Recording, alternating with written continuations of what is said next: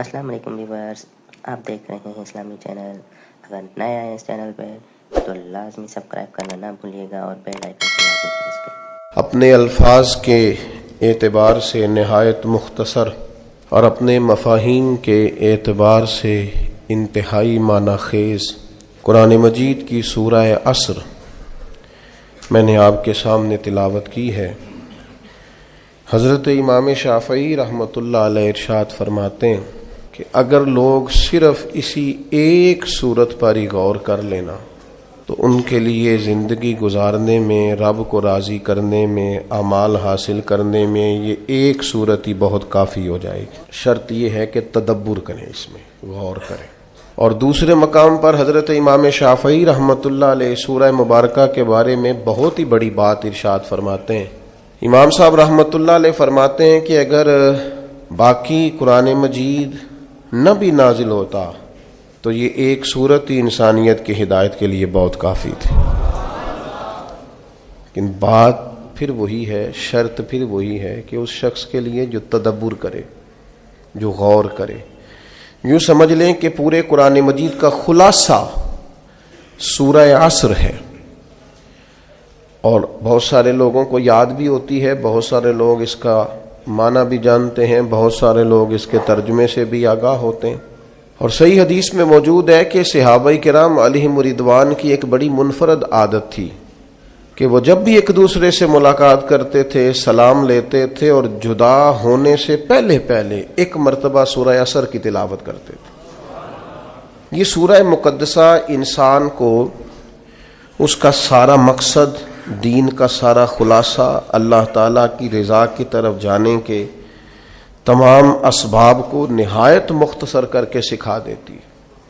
لیکن وہی بات حضرت امام شافعی والی، اگر لوگ تدبر کریں تو، اگر لوگ اس پر غور کریں تو، اگر اس کے مفاہیم پر تھوڑی دیر کے لیے اپنی نظریں اخلاص کے ساتھ، للہیت کے ساتھ اور حصول فیض کے لیے، قرآن پاک کے فیض کے لیے اگر اپنی نظریں اس کی طرف کامل کریں تو تدبر شرط ہے، ورنہ پھر سالوں بیت جاتے ہیں تقریریں کرتے، واز کرتے۔ لیکن جس نے سیکھنا ہے نا، علم و بس کری اور یار ایک کوئی عرف تینوں درکار، اگر تو کسی شخص نے سیکھنا ہے، اس میں تدبر کرنا ہے، غور کرنا ہے، حصول فیض کرنا ہے، اپنے لیے نصیحت کا حصول کرنا ہے، تو یہ سورہ مبارکہ کافی۔ انداز دیکھیے، ارشاد فرمایا والعصر، رب فرماتا ہے مجھے زمانے کی قسم ہو۔ اللہ کو بھی قسم اٹھانے کی ضرورت ہے، مالک کریم کو بھی کیا حاجت ہے کہ وہ قسم اٹھائے، لیکن تاکید کر کے بات ذہن میں اتارنے کے لیے۔ انسان کا مزاج ہوتا ہے نا، جس بات پہ قسم اٹھائی جائے اس کو انسان سمجھتا ہے زیادہ پکی ہے، تو طبع انسانی کے مطابق بات کی۔ فرمایا والعصر، زمانے کی قسم ہو۔ انسان کو پیدا کرنے والا رب قسم اٹھا کے انسان کی ایک بات کرتا ہے، والعصر، مجھے قسم ہو زمانے کی، ان الانسان لفی خسر۔ انسان کو پیدا کرنے والا رب فرماتا ہے بے شک انسان خسارے میں، گھاٹے میں، نقصان میں۔ لوگ اس کو کہہ رہے ہیں بڑا سیٹ ہے، لوگ کہہ رہے ہیں بڑا کامیاب ہے، یہ بھی کہہ رہا ہے اللہ کا بڑا شکر ہے، لیکن پیدا کرنے والا رب، انسان کو بنانے والا، اس کو جاننے والا رب فرماتا ہے مجھے زمانے کی قسم ہو یہ نقصان میں ہے۔ اور خسارہ، اس خسارے کو نہیں کہتے ہیں کہ لوگ کہتے ہیں میں نے کاروبار کیا تھا تو نفع نہیں ہوا، نقصان ہوا۔ خسارہ اس خسارے کو کہتے ہیں جو اصل مال بھی ضائع ہو جائے، راس المال بھی ضائع ہو جائے تو کہتے ہیں خسارہ ہوا ہے۔ یعنی اس کے پاس جو تھا اس میں بھی یہ خسارے میں، کہ یا اللہ سارے خسارے میں ہے؟ فرمایا نہیں، الا الذین آمنوا، جن میں 4 صفتیں پائی جائیں وہ نہیں خسارے میں۔ ان میں پہلی صفت یہ ہے کہ الا الذین آمنوا، بے شک وہ لوگ جو ایمان لائے، مگر وہ لوگ جو ایمان لے آئے، جن کا ایمان مضبوط ہو، جن کا عقیدہ ہو کہ اللہ ہمارا رب ہے، وہی پیدا کرنے والا ہے، وہی رزق دینے والا ہے، اسی کی تقدیر کا غلبہ ہے. رب کریم ذرے ذرے کو جانتا ہے. اللہ تعالیٰ نے جس حال میں رکھا ہے یہی حال میرے لیے بہتر ہے. انسان محنت پوری کرے, نتیجہ اپنے رب پہ چھوڑ دے, اسباب سارے جمع کرے, بھروسہ اپنے اللہ تعالیٰ پہ کرے, عقائد کے لحاظ سے پختہ ہو, اور پھر اس کا عقیدہ ہو کہ بعد از خدا بزرگ توئی قصہ مختصر. کائنات میں سب سے عرفہ والا, عظمتوں والے, شانوں والے, بلندیوں والے, رفتوں والے, کائنات کے امام, نبیوں کے امام, رسولوں کے امام, فرشتوں کے امام, محبوب مطلق اگر کوئی ہے تو جناب محمد رسول اللہ ہے صلی اللہ تعالی علیہ وسلم. سب سے اولا ہو اعلیٰ ہمارا نبی, سب سے بالا ہو اعلیٰ ہمارا نبی, اپنے مولا کا پیارا ہمارا نبی, اور دونوں عالم کا دھولا ہمارا نبی. نظریاتی پختگی حاصل ہو, عقائد پختہ ہو, ایمان میں عقائد پوری طرح داخل ہے, عقائد اہل سنت کا پابند ہو بندہ. پھر ایک اور بنیادی عقیدہ ہے, اسی ضمن میں سارے عقائد آ جاتے ہیں. فرشتوں پر بھی ایمان ہو, اللہ کے تمام انبیاء پر ایمان ہو, اچھی بری تقدیر پر ایمان ہو. لیکن ایک بنیادی عقیدہ جس کو عقیدہ آخرت کہا جاتا ہے, اس پر انسان کا ایمان ہونا بڑا ہی ضروری ہے. اگر آخرت پر ایمان کمزور ہو جائے تو دنیا میں جتنے بھی عمل ہم کرتے ہیں یہ سارے کمزور ہو جائیں.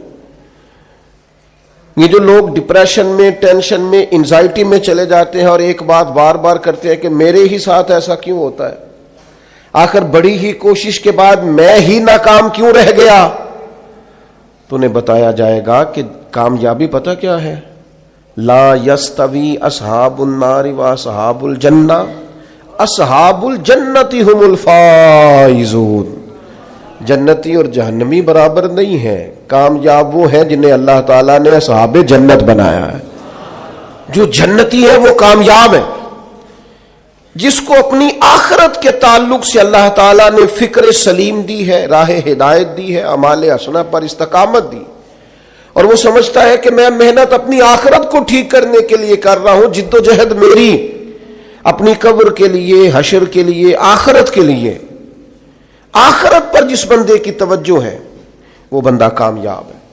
اس لیے دنیا میں اگر دنیاوی طور پر کوئی ناکامی آ بھی جائے تو کوئی اتنی بڑی ناکامی نہیں ہے, اس لیے کہ اصل کامیابی آخرت کی کامیابی. تو عقائد مضبوط ہوں, اور پھر عقائد اہل سنت کی پابندی اس کے پاس موجود ہو, نہ رفض کی طرف اس کا رجحان ہو, نہ خارجیت کی طرف اس کا رجحان ہو, اس کے نظریات ستھرے ہوں, اجلے ہوں, خوبصورت ہوں. وہ رسول پاک کی ذات گرامی کی پوری غلامی کرنے والا وہ شخص, تو اس کے نظریات اعلیٰ ہوں. اور اس کے بعد وعامل الصالحات, نیک اعمال کرے, اپنی زندگی میں اعمال حسنہ پر توجہ دے. ہم سب لوگوں کو الا ماشاءاللہ آج کل فیمس ہونے کا شوق لگ گیا ہے,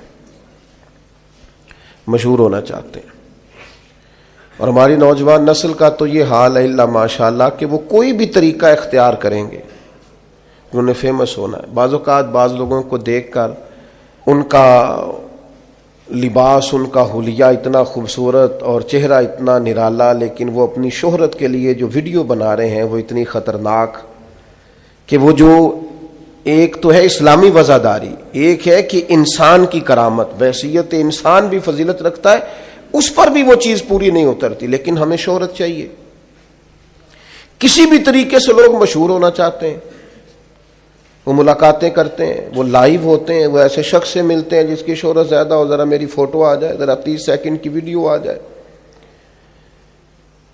تو ٹھیک ہے, شہرت ہو سکتی ہے, کوئی ایسا مسئلہ نہیں. اور پھر ایک اور طلب, وہ طلب انسانی ضرورت بھی ہے, ایک طلب ہوتی ہے مجھ سے پیار کیا جائے, میں چاہا جاؤں. یہ تو انسان گھر کی چار دیواری کے اندر بھی چاہتا ہے اور زمانے میں بھی چاہتا ہے کہ مجھ سے محبت کی جائے, تو کی جائے گی, کوئی مشکل کام نہیں. شہرت بھی ہو جائے گی اور محبت والی ہو جائے گی اور وقار والی ہو جائے گی. اللہ نے طریقہ بتایا ہے قرآن مجید میں, فرمایا ان الذین آمنوا وعملوا الصالحات سیجعل لهم الرحمن ودا, بے شک وہ لوگ جو ایمان لائے اور جنہوں نے نیک اعمال کیے, رحمان لوگوں کے دلوں میں ان کی محبت پیدا فرما دے گا. آپ پیارے ہو جائیں گے, لوگ آپ سے محبت کریں گے. لیکن اگر آپ یہ چاہیں کہ میں اللہ کا نافرمان رہوں اور لوگ میرے فرما بردار رہیں، یہ کیسے ہو سکتا ہے؟ تو ممکن ہی نہیں ہے نا میرے عزیز۔ نبی اکرم نور مجسم صلی اللہ تعالی علیہ وسلم نے فرمایا، میرے پیارے نبی کریم علیہ السلام فرمانے لگے، جب تو اللہ کی نافرمانی کرتا ہے نا، تو پھر جس نے تیری فرما برداری کرنی ہوتی ہے وہ تیری نافرمانی کرتا ہے۔ یہ جو شکایت کرتے ہیں نا، ایک باریک پہلو کی طرف توجہ کرا رہا ہوں، سب لوگ ایسے نہیں ہوتے۔ بیٹا تو جناب نوح کا بھی نافرمان نکل آیا تھا علیہ السلام، سب تو ایسے نہیں ہوتے۔ لیکن میں اپنے بعض دوستوں کی تربیت کے لیے بات عرض کرتا ہوں کہ یہ جو ہم کہتے ہیں میری اولاد بھی نافرمان ہو گئی اور شاگرد بھی نافرمان ہو گئے اور جن کو میرے ماتحت بات ماننا چاہیے تھی وہ بھی نافرمان ہو گئے، تو ایک باریک بات پر غور کریں۔ کریم محبوب علیہ السلام فرماتے ہیں جب تو اللہ کا نافرمان ہے تو پھر جنہوں نے تیری فرما برداری کرنی تھی وہ تیرے نافرمان ہو گئے۔ حضرت عبداللہ ابن مبارک رحمۃ اللہ علیہ گھوڑے پہ سوار ہوئے تھے، آپ کا گھوڑا ہمیشہ آپ کو سواری کراتا تھا، سفر کرتا تھا، لیکن اس نے آج کچھ ضد کی، کچھ تکلیف پہنچائی، تو حضرت عبداللہ ابن مبارک نیچے اترے، توبہ کے نفل پڑھے، رو پڑے۔ حضور کیا ہوا؟ فرمانے لگے مجھے لگتا ہے آج مجھ سے میرے رب کی کوئی نافرمانی ہو گئی ہے، اس لیے کہ یہ ہمیشہ میرا فرما بردار رہتا تھا، آج جو اس نے ضد کی ہے تو اس کے پیچھے کوئی حکمت کار فرمان۔ لیکن ہم تو چونکہ بڑے اعلیٰ قسم کے لوگ ہوتے ہیں، ہم کہتے ہیں یاد نہیں کبھی کسی کا دل دکھایا ہو، اور ساری زندگی کی تکلیف تو کبھی کسی کو نہیں دی، میں تو بڑا ہی اچھا تھا، یہ بچے پتہ نہیں کس پہ چلے گئے۔ اور نہیں بھائی، آپ اپنے حق میں دلائل دینے کی بجائے زیادہ بہتر ہے کہ اپنے رب کی بارگاہ میں استغفار کریں، اس کے حضور حاضری دیں، آپ اللہ تعالی کی بارگاہ کے اندر اپنے آپ کو جھکائیں اور دیکھیں کہ کہاں آپ سے غلطی رہ گئی ہے اللہ کی نافرمانی میں۔ جو ہم کسی طرف چلے جاتے ہیں نا، جی میری تربیت میں کیا کمی رہ گئی، بھی آپ کی تربیت ٹھیک ہے، آپ نے رزق حلال کمایا وہ ٹھیک ہے، لیکن کسی جگہ آپ نے رب کی نافرمانی کی جس کا نتیجہ اس صورت میں سامنے آیا۔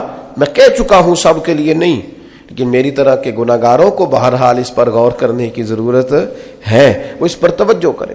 تو فرمایا کہ انسان خسارے میں ہے، الا الذین آمنوا، مگر وہ لوگ جو ایمان لائے، وعملوا الصالحات، اور جنہوں نے نیک اعمال کیا۔ اور یہاں بات ختم نہیں ہوئی، دو صفتیں اور بھی پیدا کریں۔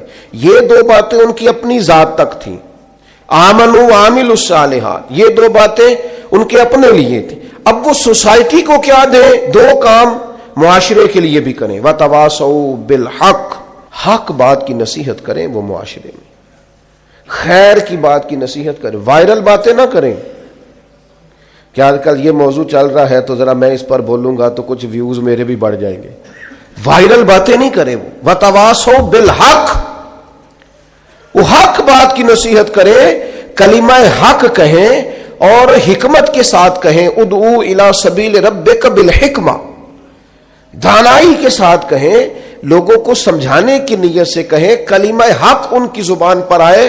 اور میرے نبی پاک علیہ السلام نے فرمایا سب سے افضل جہاد ظالم بادشاہ کے سامنے کلمہ حق کہنا ہے۔ آپ حق کے ساتھ کھڑے ہوں، پھر آپ لوگوں کو امر بالمعروف کریں، پھر نہی عن المنکر کہیں، اور وہ بھی بندہ دیکھ کے نہیں۔ اگر امیر آدمی غلطی کر رہا ہے تو پھر آپ خاموش ہیں، اور کسی غریب کو کرتے دیکھ لیا ہے تو آپ نے دینی حکمت کو بھی پیش نظر نہیں رکھا اور اسے رسوائی کر دیا ہے، آپ نے اسے سخت ترین تکلیف سے گزار دیا ہے۔ حق بات کی نصیحت کریں، اور جو لوگ حق بات کہتے ہیں نا ان پر تکلیف بھی آتی ہے، تکلیف آتی ہی ہمیشہ حق کہنے والوں پر۔ تو چونکہ میدان لگایا ہے، اب حق میں نکلے ہو، اب تم نے سفر شروع کیا ہے تو بھائی پیروں پہ چھالے تو پڑیں گے، سفر کرو گے تو تھکاوٹ تو ہوگی، کوئی رستہ طے کرو گے تو گرد تو پڑے گی، اگر کسی سمت تیز دوڑو گے تو مخالف سمت سے ہوا تو تیز آئے گی۔ اب وہاں گھبرانا نہیں، کمزور نہیں پڑنا، تھکی باتیں نہیں کرنی۔ اب ایسا نہ ہو کہ تم نے معذرت خواہانہ رویہ اختیار کیا، وتواصوا بالحق وتواصوا بالصبر، وہ حق بات کی وصیت کرتے ہیں اور ایک دوسرے کو صبر کی تلقین کرتے ہیں۔ 4 صفات پیدا کریں تو خسارے سے بچ سکتے ہیں. ایک تو ایمان، اس کے بعد اعمال صالح، اور پھر حق بات کی وصیت. لوگوں کو حق کا سبق. حضرت باجزید بستامی رحمت اللہ علیہ فرمایا کرتے تھے امر بالمعروف اور نہی عن المنکر نے ہمارا تو دوست ہی کوئی نہیں جوڑا. جو کہ ہم سمجھاتے تھے، قائل کرتے تھے، تو ناصحہ مت کر نصیحت دل میرا گھبرائے ہے، اس کو دشمن جانو اپنا جو مجھے سمجھائے ہے. اور کسی شاعر نے کہا تھا بہکانے والے سب تمہارے یار ہو گئے اور سمجھانے والے مفت گناہگار ہو گئے. جو سمجھاتے تھے، قائل کرتے تھے، وہ تمہیں اچھے نہیں لگتے تھے. یہ مجھے ناصحہ مت کر نصیحت دل میرا گھبرائے، اس کو دشمن جانو اپنا جو مجھے سمجھائے ہے. تو سمجھاتا ہے مجھے اچھا نہیں لگتا، تو نے خیر کی بات کر دی لہذا مجھے اچھا. ہم تربیت کے میدان میں اور بالخصوص اپنے حق میں سچی بات سننے کو تیار نہیں ہوتے. وَتَوَاصَوْا بِالْحَقِّ وَتَوَاصَوْا بِالصَّبْرِ. قرآن کہتا ہے کہ مومن کی شان یہ ہے کہ وہ حق کی تاکید کرتا ہے، کلمہ خیر ادا کرتا ہے، وہ کہہ دیتا ہے حق، اگرچہ وہ کسی کے لیے وقتی طور پر تکلیف کا باعث ہو، لوگ سمجھے کہ تکلیف ہوئی ہے، لیکن وہ تو کلمہ حق ہے. اور پھر یہ مت سمجھے کہ آپ حق کے راستے پہ چل رہے ہیں تو آپ یہ محسوس کریں گے کہ ساری دنیا آپ کی تائید ہی کرے گی. بڑے لوگ تائید کرتے ہیں. پیار کرنے والوں کی بھی تعداد گنی کوئی نہیں جا سکتی، انہیں بھی شمار کیا جا سکتا نہیں. لیکن یہ نہیں ہو سکتا کہ کل دنیا ہی آپ کی تعریف کرے. ایک بات ہمیں بڑا پریشان کرتی ہے، مجھ پر فلانا تنقید کر رہا ہے، تو کیا پریشانی ہے آپ کو؟ کیا سمجھتے ہیں آپ اپنے آپ کو؟ ہمت ہونی چاہیے تنقید سننے کی. ساری زندگی ہم اپنے بچوں کو پیس کے رکھ دیتے ہیں کہ پتر فلانا کام نہ کریں لوگ کی آکھن گے، تو وہ نہیں کرتا تو پھر لوگ ولی مان لیتے ہیں بچے کو. کبھی اپنے بچوں کو اس اذیت سے نہ گزارنا کہ لوگ کیا کہیں گے. ہاں، انہیں کہنا پتر وہ کام کرنا جس سے اللہ راضی ہو، وہ کام کرنا جس سے اللہ راضی ہو. انہیں سمجھانا کہ بیٹا یہ کام نہ کرنا، اس سے اللہ کی نافرمانی ہوتی. لیکن آپ انہیں اس پریشر میں نہ لائیں کہ لوگ کیا کہیں گے. آپ لوگوں کے سامنے اپنا آپ کلیئر کرنا چاہتے. ہاں، یہ حضور نے ضرور فرمایا ہے کہ تہمت والی جگہ سے بچو، بلا وجہ ایسا کام نہ کرو جس پر تمہارے لیے بحث کا دروازہ کھلے. باقی ساری زندگی لوگوں کو وضاحتیں نہ دیں، اپنے رب کی بارگاہ میں اپنے آپ کو صاف رکھیں، ضمیر کی عدالت میں اپنے آپ کو سرخرو کریں، تاکید حق کریں. سنیں جو کہنے لگا تھا حضرت موسیٰ علیہ السلام نے اللہ کی بارگاہ میں عرض کی. اللہ کے نبی معصوم ہوتے ہیں. حضرت کلیم نے عرض کی اے اللہ میں چاہتا ہوں کہ لوگ میرا ذکر صرف خیر کے ساتھ ہی کریں، برائی کے ساتھ نہ کریں، چونکہ میں بانٹتا ہی خیر ہوں، میں بات ہی ہمیشہ اچھی کرتا ہوں، میں لوگوں کو اللہ کی طرف بلاتا ہوں، دین کی بات کرتا ہوں، پیغام توحید سناتا ہوں، لوگوں کی فلاح کی بات انہیں بتاتا ہوں. میں چاہتا ہوں لوگ صرف میرا ذکر اچھائی کے ساتھ کریں. تو امام ابو نعیم نے لکھا ہے اللہ تعالیٰ نے حضرت کلیم علیہ السلام سے فرمایا کہ یہ جو آپ چاہتے ہیں نا کہ لوگ صرف آپ کا ذکر خیر کے ساتھ کریں، اے کلیم یہ تو میں اپنے لیے بھی نہیں چاہتا. میں رب ہوں، پیدا کرنے والا ہوں، پالنے والا ہوں، پر لوگ تو سارے خیر کی بات معاذ اللہ رب کے بارے میں بھی کتنے مشرک ہیں، کافر ہیں، جو اللہ کو نہیں مانتے. تو فرمایا یہ تو میں اپنے لیے بھی نہیں چاہتا. تو یہ 4 باتیں، ایک ایمان، ایک اعمال صالح، اور پھر اس پر حق بات کی نصیحت، دوسروں کو پیغام دے. میں نے تھوڑے دن پہلے بھی کہا تھا ہم تو اپنے بچوں کو بھی نہیں روک ٹوک کرتے کہ بیٹا یہ ٹھیک نہیں ہے، یہ غلط نہیں ہے. ہم صرف اتنا چاہتے ہیں کہ کوئی کسی کی نظر میں برے نہ ہو جائے، کوئی کہیں ہمیں نہ غلط کہہ دے. آپ خیر کی بات کہیں حکمت کے ساتھ، کہیں دانائی کے ساتھ، کہیں للہیت کے ساتھ، دعوت کے انداز میں، لیکن کہنا بڑا ضروری ہے. آپ تربیت کریں، تربیت دینا بڑا ضروری ہے. جس نے سوال پوچھا بڑے درد دل سے پوچھا، اس نے کہا جی الجھاؤ سا پیدا ہو گیا ہے، حالات بڑے عجیب ہو گئے ہیں. اس طرح لگ رہا ہے کہ جس طرح نا کوئی میلہ سا لگا ہوا ہے اور کان پڑی آواز سنائی نہیں دے رہی. تو بتائیں کس عالم کی بات سنیں، کس کے پیچھے چلیں؟ تو میں 2 باتیں صرف آپ کو عرض کرتا ہوں. آج اس خوبصورت جگہ پہ اور خالص اللہ کی رضا کے لیے عرض کرتا ہوں، اور کئی دفعہ اپنی نیت کو حاضر کر کے ٹھیک کر کے رضا الہی کے لیے عرض کرتا ہوں، اس عالم کی بات سنیں جو صحیح العقیدہ ہو، نہ خارجی ہو نہ رافضی ہو، صحیح العقیدہ ہو، اور اسلام کا جو خوبصورت ایک ویژن ہے امت وسط ہونے کا، وہ والے نظریات رکھتا ہو جو امت مسلمہ کے نظریات چلے آ رہے ہیں۔ ایک تو اس کی پوری پابندی ہو، اس شخص کی بات سنیں، اور دوسری بات میں اپنی طرف سے نہیں کرتا، یہ بھی میں نے اپنی طرف سے نہیں کی، الا الذین آمنوا وعملوا الصالحات، ایمان لائے اور نیک اعمال کریں۔ ایک تو عقیدہ مضبوط ہو جس آدمی کا، مضبوط عقیدہ، اس کی بات سنیں، اور دوسری بات میں آپ کو احیاء العلوم میں امام غزالی نے ایک حدیث لکھی ہے، میں آپ کو وہ حدیث ہی سنا دیتا ہوں۔ نبی پاک علیہ السلام نے فرمایا، ہر عالم کے پاس نہ بیٹھنا، اس عالم کے پاس بیٹھنا جو تمہیں 5 چیزوں سے نکال کے 5 چیزوں میں داخل کر دے۔ یا رسول اللہ صلی اللہ تعالی علیہ وسلم کون کون سی؟ تو حضور نے فرمایا، اس عالم کے پاس بیٹھنا جو تمہیں شک سے نکال کے یقین کی طرف لے آئے۔ جس کے پاس بیٹھو تو ایمان مضبوط ہو، توکل مضبوط ہو، اللہ رسول کی ذات پر بھروسہ مضبوط ہو، حضور کی غلامی مضبوط، صحابہ اور اہل بیت کا عشق مضبوط، جن کے پاس بیٹھ کر تمہیں یقین کامل کی دولت ملے، اس عالم کے پاس بیٹھنا۔ اور فرمایا دوسرا، وہ تمہیں ریاکاری سے نکال کے اخلاص کے زمرے میں لے آئے۔ اور تیسرا، نبی پاک صلی اللہ تعالی علیہ وسلم نے فرمایا، وہ تمہارے دلوں سے دنیا کی خواہش نکال کے اور تمہارے دل میں تمہارے رب جو تمہیں آخرت میں چیزیں دینے والا ہے اس کی محبت تمہارے دلوں میں پیدا کر دے، وہ تمہیں نکال دے۔ یعنی وہی ہے تیرے زمانے کا امام برحق جو تجھے حاضر و موجود سے بیزار کرے، حاضر و موجود سے بیزار کرے، اور موت کی شکل میں دکھلا کے تجھے جلوہ یار، زندگی تیرے لیے اور بھی دشوار کرے۔ اور چوتھے نمبر پہ نبی پاک علیہ السلام نے فرمایا، اس شخص کے، اس عالم کے پاس بیٹھو جو تمہیں تکبر سے نکال کے عاجزی کی طرف لے جائے۔ اور پانچواں، اللہ کے محبوب علیہ الصلوۃ والسلام نے فرمایا، اس عالم کے پاس بیٹھو جو تمہیں دشمنی سے نکالے اور خیر خواہی کی طرف لے جائے، جس کے پاس بیٹھنے سے عداوتیں نہ بڑھے بلکہ تمہارے دل میں خیر خواہی کا جذبہ۔ یہ 5 چیزیں خود رسول کریم نے بیان فرمائی۔ تو اسی میں آپ دیکھ لیں، ایسے شخص کی بات سنیں، ایسے شخص کے پاس بیٹھیں اور ایسے لوگوں سے فیض یاب ہوں۔ اللہ کریم ہمیں سمجھنے کی توفیق عطا